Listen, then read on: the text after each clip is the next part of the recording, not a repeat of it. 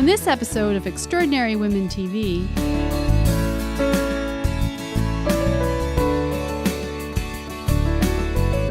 the show wouldn't be complete without my Good to Know Minute, where you will learn the top success tips and tools from today's most extraordinary women.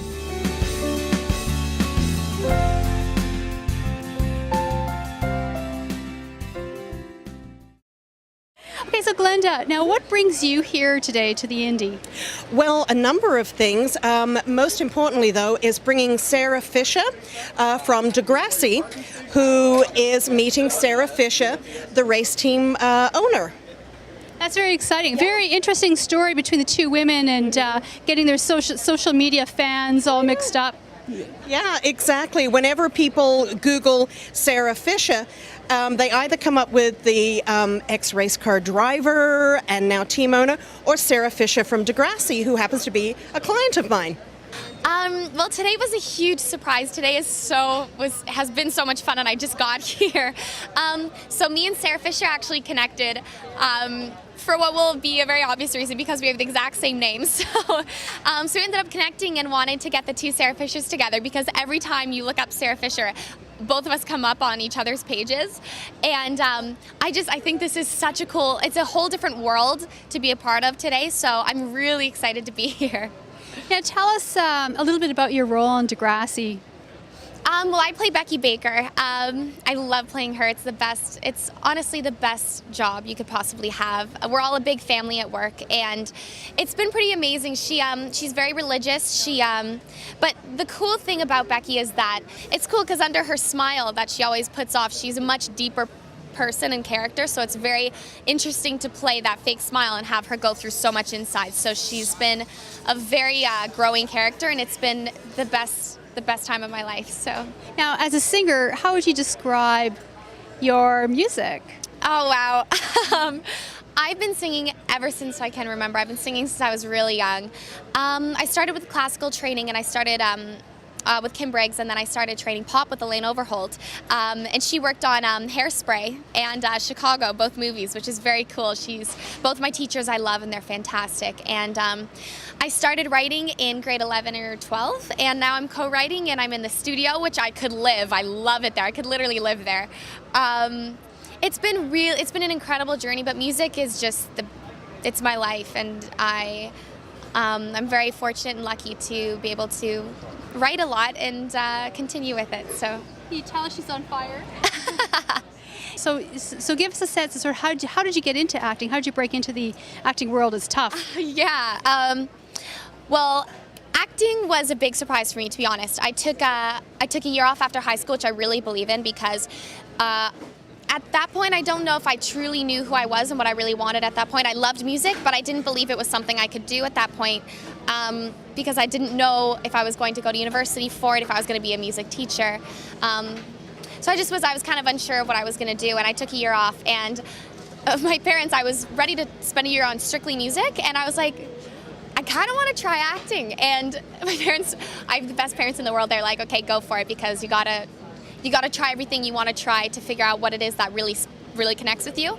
And so I went and I tried acting, and I did an introductory course.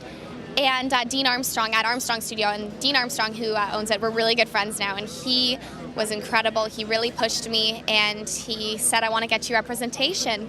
And I was like, I don't know how to act yet, though. And I kept working at it. I believe you always have to train, no matter how, even, I don't know, someone who's really made it. I think you always got to keep training and working on your craft. And so I kept working at it, and my first audition was Degrassi. So it was the right role for me. It was really right place, right time, and that's why I'm very fortunate and very, very lucky. And now, the Good to Know Minute. So that actually brings me to my last question, is if you had one piece of advice for any young girl out there who wants to follow her dreams, what would it be? First of all, just do it. It's so worth it. Like, if I know there can be in general in life, there can be some, for auditions, I get no's all the time, right? And you just have to believe in yourself. You have to push through. Surround yourself with the people who love you and want to see you succeed in life, and just keep working at it. It's so worth it. This is what you're going to be doing for the rest of your life. I have a campaign about this, and I've been going to schools talking about just being able to really follow your dreams. And I know it sounds cheesy, but I truly believe in it. And I still, you know, there's a lot of goals that I really want to reach for in my life as well. Like, I'm not there at all. I've been realizing recently just how worth it is to, because I've been so fortunate with the show, just to follow your dreams and to do what you love for the rest of your life, because you're all brilliant, you're creative, and whatever it is you want to do, you can do it. Just go for it. I think just follow your dreams and be true to yourself. Okay, Sarah, yes, thank you very much. Thank you. It's been great. Now, Glenda, you wrote a book. Yeah, we got it for. What's your book about? Well, I wrote 4, and the last one I'm very proud of, and it's the history of women auto races.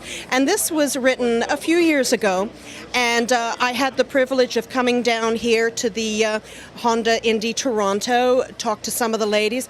But it took so much research, because at the turn of the last century, the biggest, most successful rally drivers were women. But there's absolutely no research. There's very few source materials available. And I thought, you know what? This is going to be one heck of a job, but so rewarding. And I managed to come up with some of the great pioneers of women's racing and rallying. And Sarah Fisher, the race car driver, is my #1 Ladies of the New Millennium. Now, how did you get your start in racing? Well, it started when I was 5, so I've been racing since I, could pretty much walk.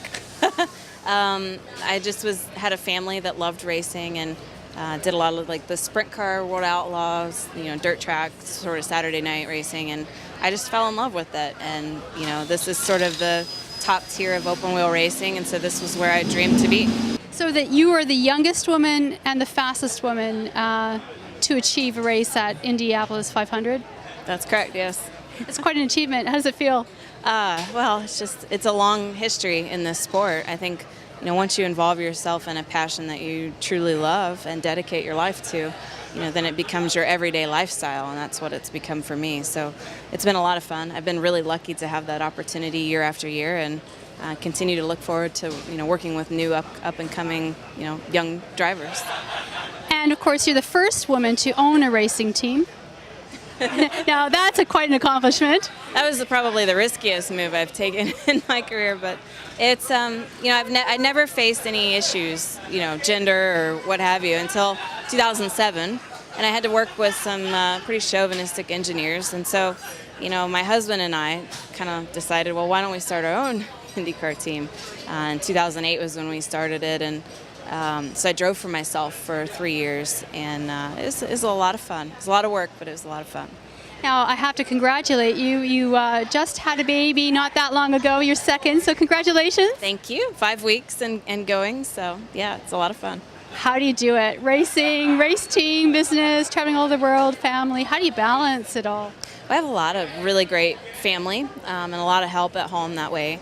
And I think it's most important to prioritize. You always try to tackle the things that mean the most, and with your family, with the race team, you focus in on the big picture things that people will remember, like your kids. You don't want to spend so much time making sure that the living room's perfectly clean, because your kids aren't going to remember that when they're 20 years old. It's the same thing with the race team. You try to do as many of the big important details as you possibly can, because all of those matter, but at the end of the day, it's the big picture priorities that are most important. Now, if there was one piece of advice for any women out there who are following their dreams, and maybe in particular girls who want to race cars, what would you say to them? I think, having been in such a male-dominated industry, it's really been about the mental game side of it. Being such up and down days, and this really would apply to any industry. When you have good days, you try not to over-celebrate those, so that when you have bad days, you try not to be so down about them that you can't continue to dig out of them. So it's really trying to approach it in a mental capacity of being as even keel as you can, so that you can get to the next step, whatever that might be. I know you met your husband. Was he part of your crew? I read somewhere that he was changing a tire and you perhaps ran him over. Yeah. So Andy, my husband, he was on one of my teams, well, the team that I drove for in 2007, and for many years prior to that. And he started off as a front-end mechanic, and now he's the general manager for our race team. So he's had quite the positional change. And but yes, he's one of the only pit crew members that I've run over. So I guess I had to make it up to him and marry him and have his kids.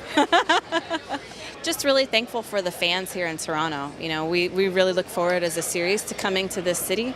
There's a lot of great supporting fans who come out regardless of weather, and really is a great impact for our sport.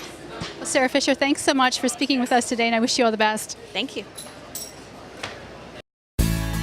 If you would like to be a guest on Extraordinary Women TV, visit our website at extraordinarywomentv.com. I'd love to hear from you. Follow me on Twitter at Shannon_Skinner or on Facebook at Extraordinary Women TV.